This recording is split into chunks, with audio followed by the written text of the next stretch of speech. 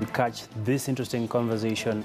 And she is one of the key people that have been driving the agenda when it comes to saving our wetlands, if I'm not wrong. Yes. All right.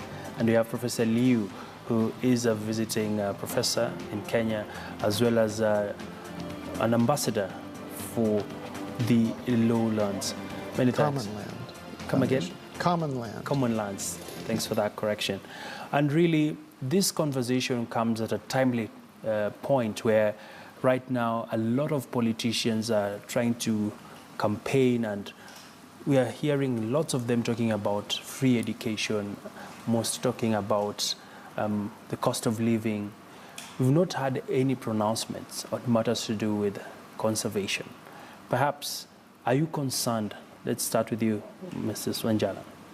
Yes, I am very concerned. I come from TEDA Hills, which constitutes the bigger part of the Tsavo ecosystem. And as you know, the Tsavo is fed by rivers from TEDA Hills, and people are just concerned about elephants being poached.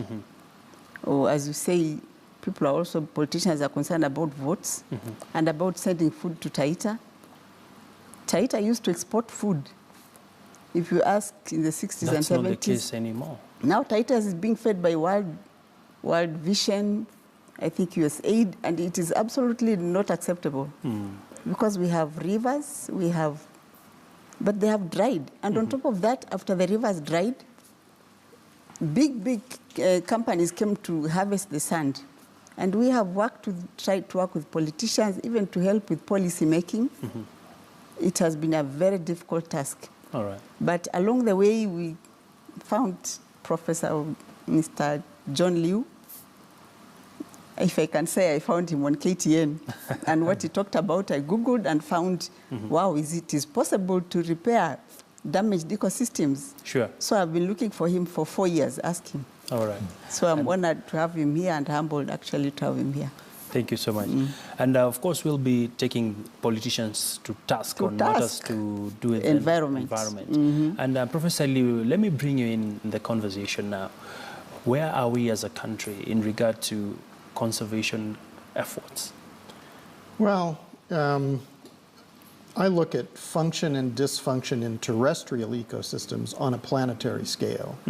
So I'm really looking at whether the ecosystems work, and not exactly looking at national systems, but ecological systems. So in terms of East Africa, I've been in Rwanda and Uganda and Ethiopia and in Tanzania and here in Kenya.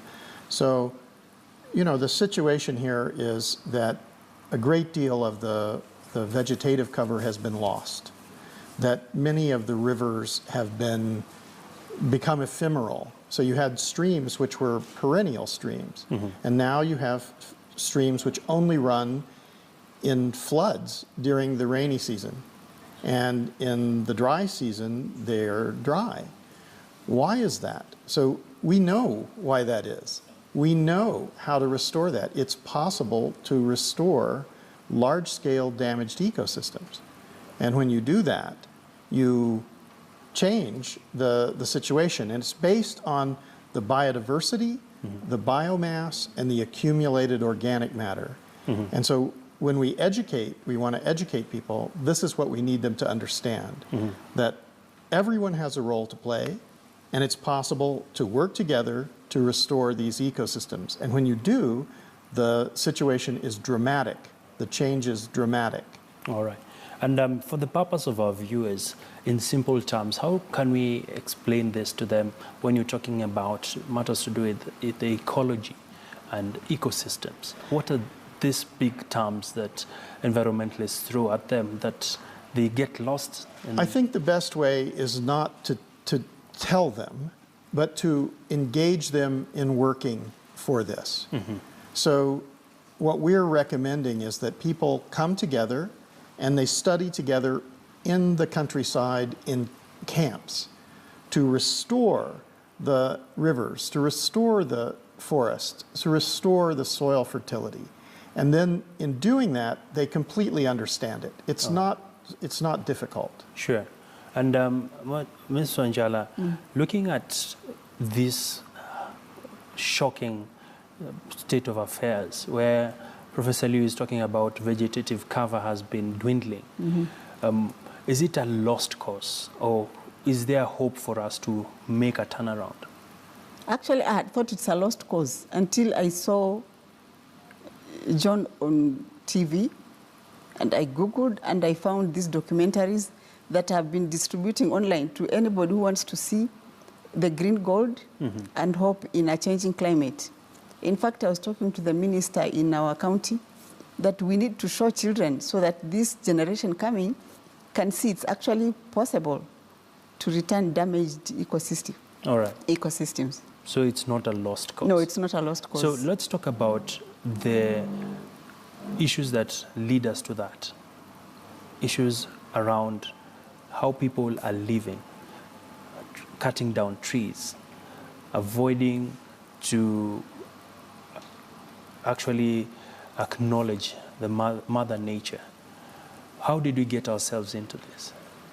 Well, it's a very long process, but unfortunately for Africa, it's connected to the European expansion into the areas and feudalism and all of these things like that. But, you know, so it's a long historical process, and what's necessary is to have a transition, a paradigm shift, a new era in human society.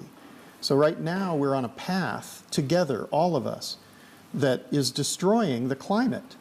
The climate as it changes, or the rivers as they stop to flow, these are indicators that something is fundamentally wrong. And when we step back a little bit from what we're doing, we're rushing to go to do something, to buy and sell things, and we think that we're helping ourselves, or that our technologies, that our communication systems, or our cars, or our computers, or our airplanes are saving us. But those become junk. They fill up the junk piles very, very rapidly. 1 year, 2 years, 3 years, 5 years, and they're junk. But the system of the earth has been here for billions of years, and it has transformed itself. And the rivers have flowed, and the animals and the plants have lived here. The soil has been fertile. That is the basis of life, and that is the basis of wealth. And when the people start to understand that wealth comes from these natural ecological systems, then their work to restore these ecological systems are not the same as going to work to get money. But if you lose confidence in this money, or if the corruption is so intense that it really doesn't go to the people, then where's the wealth in that? It's actually poverty for most of the people.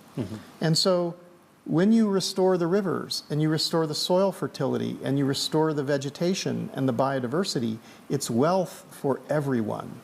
So this is in the common good. So do you think we have an ecological imbalance? Well, yes, you have a situation now in the society where the country, the people, are being taught that materialism is the basis. So a European idea, which comes from a few hundred years ago, has come down to this point. It's destroying the rivers. It's causing the grasslands and the forests to be destroyed. And yet we want to believe in it. We all want to have our bank accounts and our stocks and our things, and we think that that's going to somehow save us. But the rivers are disappearing. The forests are disappearing. The animals are disappearing. That is the wealth of Africa. Africa's the richest continent, but not in the way in materialism that the Europeans, the only way that the Europeans brought this in was that they said, well, we don't care. They destroyed their own area. They mass-produced things, and then they went overseas to tell everybody you have to do that. And now all of the places, and they have been taking for generations all this material away from the places that they colonized, and now you have these people who are desperately poor at the edges of deserts. All right. And Madam Monjala, so where do we need to fix things when it comes to land reclamation and taken care of? So we have commissioned, so to speak, school children and their teachers and even board of managements to get into a competition of growing trees. And in August next year, where we shall be having Tsavo, we're calling it Bits of Tsavo. Every August we want to be doing celebration of Tsavo. We give awards to the schools that will have grown the highest number of trees in terms of actually a tree being alive. And So- we are working with ward reps, not ward reps, ward administrators at the grassroots. We are starting with 4 counties, Mombasa, Makueni, Nairobi, and Taita Taveta, of course, is where the whole thing is happening. All right. So what form of support would you like to see coming through for initiatives like the ones you are running as the Tsavo Heritage from the county government or the national government? Now, from the county government, we want support in terms of getting into the school system so that the school curriculum includes environment. You'll be very surprised how we are just geography and history, and the environment, which should be made a compulsory and mandatory subject, is really not being given the attention it deserves. So if we can work with the Ministry of Education, we are trying. And anyway, at this time with politics, people are just not thinking about the environment.